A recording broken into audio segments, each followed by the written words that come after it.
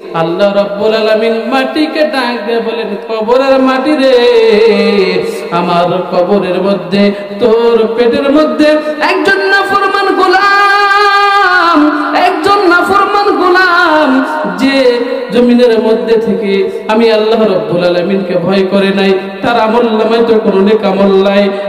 মাটি, তাকে তুই আর ছাড় দিস না, তুই তারে আর ছাড় দিবি না, তুই তারে ধর। আল্লাহর পয়গম্বর ডাক দিয়ে বলেন, একজন গুনাহগার নাফরমানকে যখন কবরের মধ্যে রাখা হয়, মানুষগুলো যখন 40 কদম যখন চলে আসে, আল্লাহ তাআলার পয়গম্বর বলে, দুই পাশের মাটি এমন জোরে একজন নাফরমানের চাপ দেওয়া শুরু করে, চাপের কারণে এক পাজরের হাত আরেক পাজরের মধ্যে ঢুকে যায়। গোলামের বয়স হয়ে গেছে, কোন দিন জানি কবরে চলে যাবে। অন্তরে আল্লাহ রাব্বুল আলামিনের ভয় এসেছে, আমাকে যখন মারা যাওয়ার পর কবরে রাখা হয়ে যাবে, আল্লাহ রাব্বুল আলামিনের কাছে ফিরে যেতে হবে। কিন্তু আমি তো আমার জিন্দেগিতে তো আমি কখনো নেক আমল করি নাই। ভয় এসেছে। যারা বলেন কি এসেছে? ভয় এসেছে। গোলাম তার সন্তানগুলোর ডাক দিয়েছে, বাবারা আয়। সন্তানগুলো চলে এসেছে। বাবা এবার সন্তানদেরকে পাশে বসাইছে।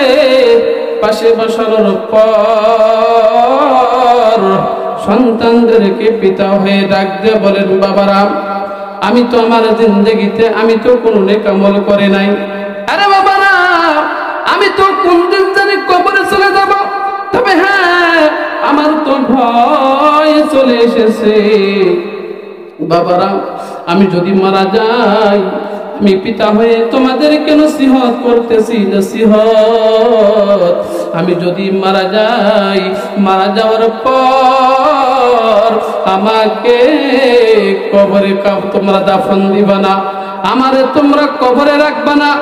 আমার সন্তানেরা, আমি যদি মারা যাই তাহলে তোমরা আমাকে কবরে রাখবা না। সন্তানেরা ডাক দেয়া বলেন, বাবা, সন্তানেরা বলেন, বাবা তুমি যদি মারা যাও, মারা যাওয়ার পর যদি তোমাকে আমরা কবরে না রাখি তাহলে কি করব? পিতা সন্তানদেরকে ডাক দিয়ে বলে, বাবারা আমি মারা যাওয়ার পর আমার লাশটা কবরে রাখবে না, আমি মারা যাওয়ার পর আমার লাশটা তোমরা পুড়ে ফেলবা। যারা বলেন কি ফেলবে? পুড়ে ফেলবে। ভয় এসেছে কার? যারা বলেন কার ভয়?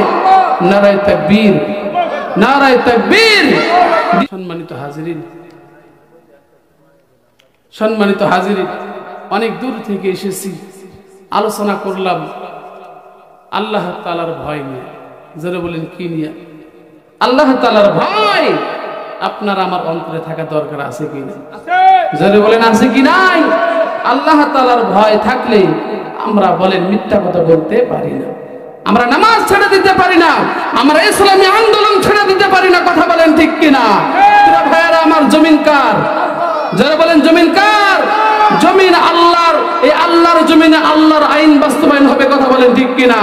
আপনার আমার কাছে সুযোগ এসেছে, আমি বলতে চাই গাইবান্ধার জমিনে আগামীর বাংলাদেশ কোরআনের বাংলাদেশ। কথা বলেন ঠিক কিনা? আগামীর বাংলাদেশ সংসদে একমাত্র কোরআনের আইন বাস্তবায়ন হবে। আর বাংলার জমিনে যদি কোরআনের আইন বাস্তবায়ন হয়, এই বাংলার জমিনে আর চোর থাকবে না, আর জেনা থাকবে না, নারী নির্যাতন থাকবে না, অন্য অবিচার থাকবে না। কথা বলেন ঠিক কিনা? প্রিয় ভাইয়েরা আমার, রক্ত দিয়েছি আমরা, ৭১ সালে রক্ত দিয়েছি, ৫ই আগস্ট আমরা রক্ত দিয়েছি। কথা বলেন ঠিক কিনা? আমরা চাই শাহজালালের দেশে, শাহপরানের দেশে, আল্লামা সাঈদের দেশে একদিন কোরআনের আইন বাস্তবায়ন হবে ইনশাআল্লাহ। আর এটা শুরু হবে গাইবান্ধার জমিন থেকে। গাইবান্ধার মানুষ আপনারা রেডি আছেন তো ইনশাআল্লাহ? আপনারা রেডি আছেন তো ইনশাআল্লাহ?